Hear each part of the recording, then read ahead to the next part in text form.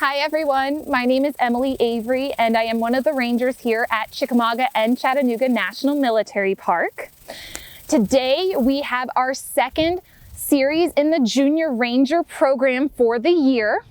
Now, if you did miss the first one, it is still available to be viewed online on our park website or Facebook page. But we are doing the second one, and today we're going to be exploring nature in your own backyard. And so remember, I did say this in the first video, but this is still true. So there will be 4 of these Junior Ranger programs this year. If you participate in 3 out of the 4 of them, you will earn a special Junior Ranger award. And I'll tell you more about that at the end of the program today. So we are talking about the nature, the natural resources in our park today. We will also be talking a little bit about the history and about how the nature and the history kind of work together.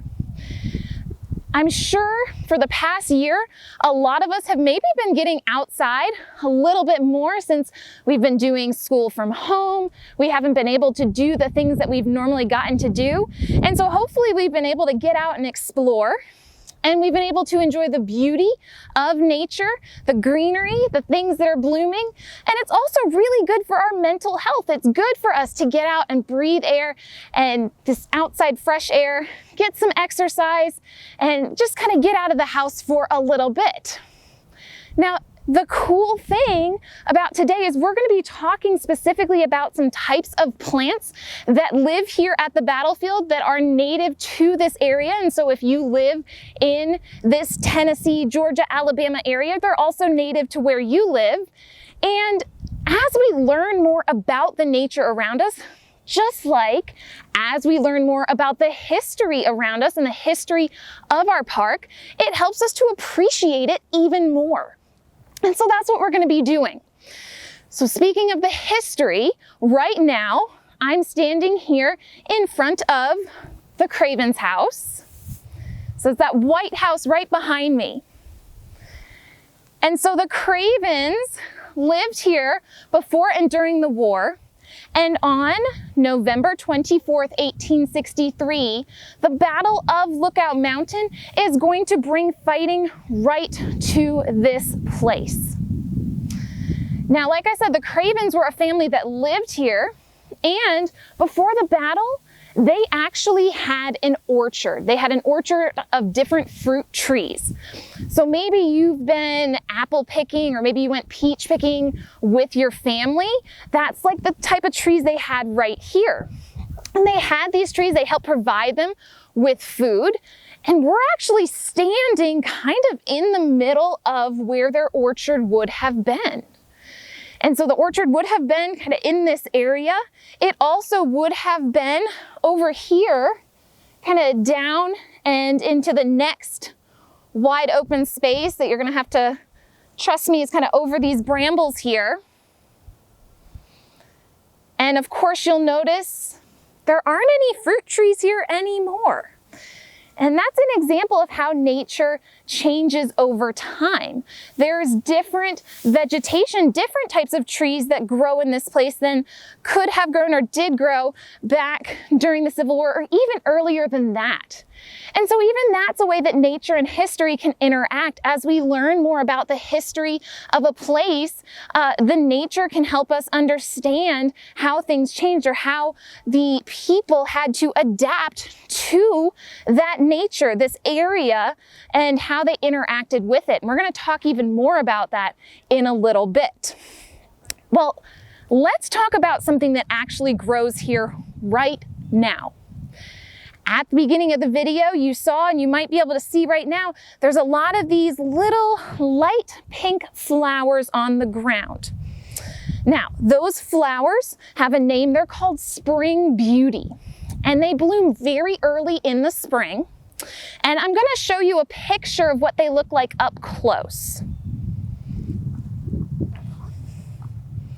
So these little light pink flowers are a native species to Tennessee, And native means that they have been in this place, they've been a part of the ecosystem, which is a fancy word for the plants and living organisms that are in a place and have been part of a place and are kind of all interrelated. These flowers have been part of this ecosystem. They're native plants to this area. And they have a pretty cool distinguishing characteristic. If you look at the picture, the little petals actually have stripes on them. And so a fun way to identify this flower, if you're going out to look for them, is to look for those stripes. And it's kind of funny if you think about the stripes almost being like little landing strips for the insects that come to gather the pollen from those flowers. These are a big pollinator, which means, again, they're really unique. They fill a specific role in this ecosystem. What we're going to do now is we're actually going to get out on the trail system. And so as we go, and if you decide you'd like to come to the park and hike and get outdoors, it's a great way to have some fun and to enjoy the natural resources at our park. But of course, when you come hiking, it's always good to remember a few things. You want to make sure you're paying attention to the weather. You want to make sure you're aware of your surroundings so that you're safe. You want to make sure that you're wearing good shoes, the right shoes and the right clothes. And it is very helpful to take a map with you. We'll be looking at the map as we go so we can see exactly where we are. So we're going to go ahead and hop on these trails, and I will see you in just a few minutes. All right, guys, welcome back. So really quick on the trail map, you're going to see where we are. We didn't actually go that far. We're right behind the Craven's house. And so we are standing right here, and you can see behind me, there are these trees and they're covered with ivy. Now we just talked about a native species, we talked about spring beauty, but sometimes what will happen is we'll get native species, but they can become what we call invasive. And sometimes species that aren't native will also become invasive, because what invasive means is that there's a species of plant and it grows really fast and it grows over the other plants and it chokes them out. And so this invasive species, as you can see, they're growing over the trees.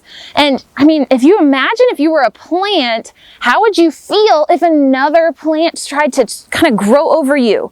Probably wouldn't feel very good. And we have a lot of invasive species in the area. In addition to ivy, we have kudzu, we have Chinese privet, and believe it or not, even honeysuckle is an invasive species, which is kind of surprising, right? Because some of you may know honeysuckle smells so good. Honeysuckle is a plant, I like honeysuckle, I'm sure some of you do too, but just because a plant is something that we like or something that smells good or maybe it looks good doesn't necessarily mean it is good for the ecosystem. And so these invasive plants are a problem. They mess with that balance of all the other plants and the spring beauty that we talked about and some of the other ones we're going to be talking about too. Now, here's the thing though, there is another threat to the ecosystem that exists around here. You ready? It's us. So, we as humans, as we get out in nature and hike on the trails, we have to be really careful that we're respecting the land, that we're respecting nature. We as humans are a leading cause of ecosystems deteriorating. And so if we do go hiking or if we go out and explore, which because we're kind of a threat to these ecosystems, does that mean we shouldn't get out and about and explore? Of course not, but what it does mean, again, we have to be respectful of nature. And so we do our best to leave no trace. We do our best, again, we don't want to leave litter on the trail. We don't want to leave any trash. We also really don't want to pick wildflowers. They might be really pretty, but then that means that the person that comes behind us isn't going to be able to enjoy it. And so we want to leave nature as we found it. We can observe it, we can enjoy it from a distance, but we want to make sure that we try not to disturb it as much as possible so the people that come behind us, the people that come hiking behind us, can enjoy nature just as much as we do. Now, there are some really cool plants right here that I want to point out to you. And so if you come over here and look,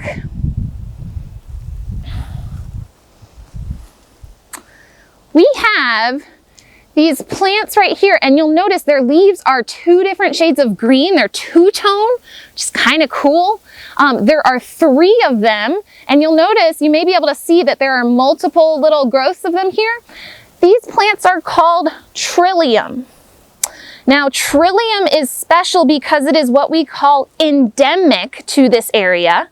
Endemic means that it's pretty easy to find where we are right now, again, in this Tennessee, Georgia, Alabama area.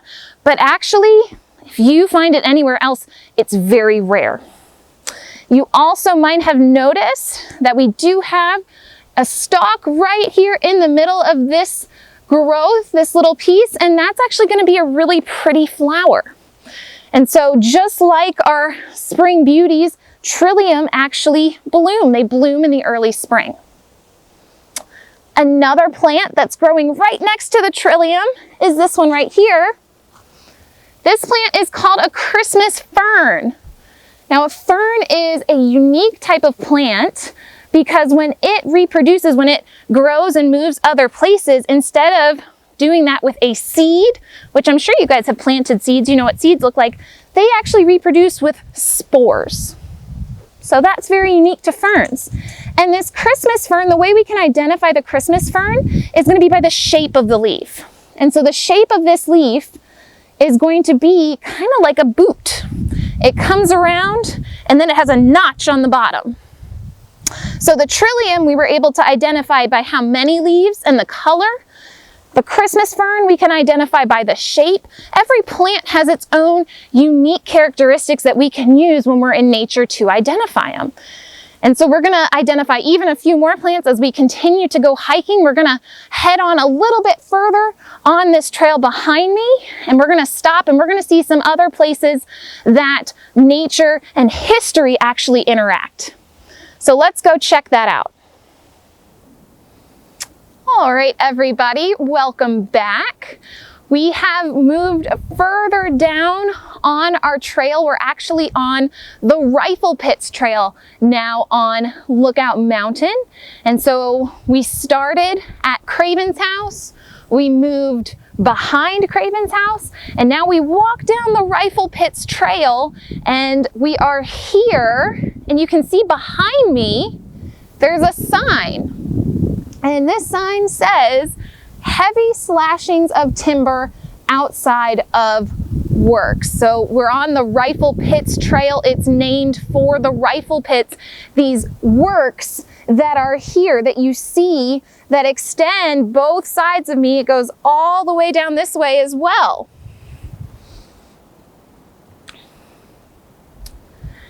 So these works are going to be put here. They're made by the Confederate soldiers who are on Lookout Mountain during the siege of Chattanooga.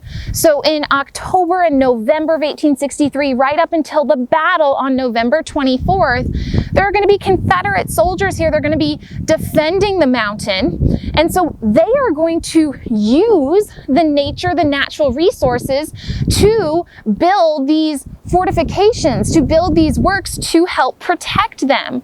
So obviously they're changing the nature of this mountain dramatically, not to mention that sign says heavy slashings of timber. Timber is wood. The trees, they're going to be chopping down a lot of trees around here. Now, speaking of these trees, if you look around, you will notice they don't have their leaves. Trees that they change their leaves colors in the fall and then they lose their leaves and then the leaves will come back in another few weeks in the spring. These are called deciduous trees. And so you'll notice there are quite a few of those around here. The other type of tree is going to be a coniferous tree. And so coniferous trees stay green all year round, and a lot of you actually already know what a type of coniferous tree looks like if you think about Christmas trees. Those evergreens are coniferous. Think about it, they stay green. They're green when it's winter, in Christmas time. So these two types of trees are going to be found in nature. I bet if you go out into your backyard, or if you live kind of and you don't have a backyard, you can come to the park and you can spot these two different types of trees depending on if they have leaves or not, or if you come later in the spring, if they kind of look more like that Christmas tree, or if they look kind of like these, like they're just growing new leaves. So that's pretty cool. We're going to go to one final stop in a moment, and we're going to check out one other location where history and nature interact. And so we're actually going back. We're going to double back and go back towards the end of the battle. So this is where the beginning starts. The Union soldiers on November 24th are going to be coming from this direction on Lookout Mountain towards the Confederates, and they're going to be fighting. They're going to go back past Craven's house, like I said, and they're going to end up where we are going to hike to in a moment. And we're going to talk about more of that history and nature, and we're actually going to identify a few more plants. So come on back, and I will see you in a few minutes. All right, everyone, welcome back. Again, we have moved to another location on the trail system on Lookout Mountain. We are now on what is called the Mountain Beautiful Trail. So we moved back from the Rifle Pits Trail back to Craven's house, and now we're on the Mountain Beautiful Trail. And you'll notice, again, like where we stopped before, there's a sign that's going to tell us a little bit more about how history interacts with this location that we are currently standing on. Let's check out this sign right over here. So that sign says Union Picket Line, night, November 24th, 1863. Now that date hopefully does sound familiar. I've said it a few times at this point. That is the day of the battle for Lookout Mountain.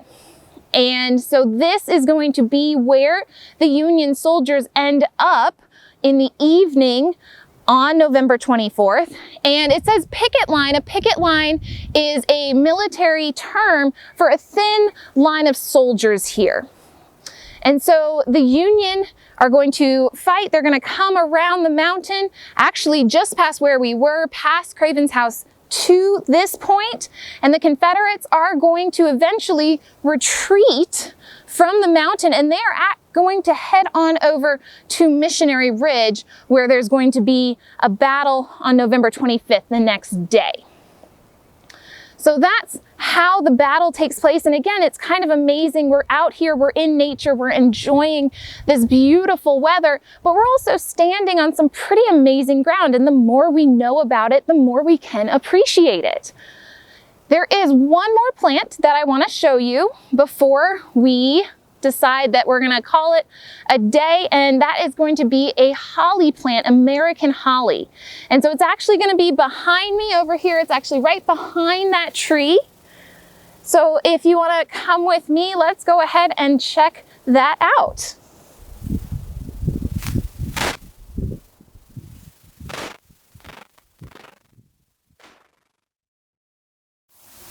All right, everyone. So, like I said, here is this American holly bush right down here. Now, holly, some of you probably know and have seen it. It's really popular during Christmas time, but of course it grows all year round. And this holly plant is going to be special because it actually has medicinal purposes. It was used as medicine. Now here in the park, specifically on Moccasin Bend, we have over 12,000 years of American Indian history. And we know that the American Indians actually did use plants and actually used American holly as a medicine. This was way back before we had doctors that could prescribe medicine to make us feel better. And so people learned to use the resources they had, the natural resources, to make some of these remedies. And then if you think about it, when these white settlers are coming to Chattanooga, they're going to learn a lot about that as well. So plants and nature and natural resources have a lot of different uses.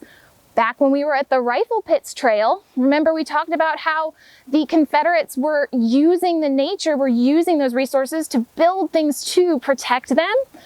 We also can enjoy the beauty of plants. We saw that Trillium that's going to have a beautiful bloom. We saw the spring beauty at Craven's house. And then we also have plants like holly that can be used as medicine. There's some really amazing different ways that nature can interact with our lives. And again, that nature can affect history. And knowing what we know, learning more, educating ourselves can help us appreciate that all the more. Just like learning more about the history of this area, specifically we've been talking about the Battle of Lookout Mountain, learning more about that can also help us appreciate this area, appreciate the land. So, remember at the beginning of the program, I did say that this is going to be part of our Junior Ranger series. It's our second film out of the 4 that we're going to do in total. So, what you are going to do if you're watching this film, remember last time I had you guys design a flag and take a picture with that and send it to us. This time, I'm challenging you guys to get outside, and you can just be in your backyard, or if you have a green area around your home somewhere, or come to the park. And I want to see if you can find just one of these plants that we talked about today. And if you do find it, I'd love to see a picture of it or you with it, if it's close enough to the trail that you can get close enough to it without disturbing nature. And you can either post that picture on social media and tag our park, or you can email it to us at chch_education@nps.gov. Now just remember, as you're getting out and exploring, we want to be very respectful of the land. We want to take with us only memories or pictures, and we want to leave only footprints, nothing else. So, in closing, recently here at the park, we've had a lot of rain. And what that tends to do is that makes some of the runoff, these rills that are coming off the mountain, it makes them really big. It makes them almost like mini waterfalls. And I don't know about you, but that sound of falling water is one of my favorite sounds in the entire world. So as a special treat, what we're going to do in closing is I'm going to let you guys have a little listen to that sound and enjoy it, enjoy how relaxing it is. And who knows, maybe if you come to the park in the future after a good rain, you might get to hear it in person for yourself. So until our next Junior Ranger series, I hope you guys have a great time getting out and exploring. Remember, be safe, have fun, and I'll catch you next time.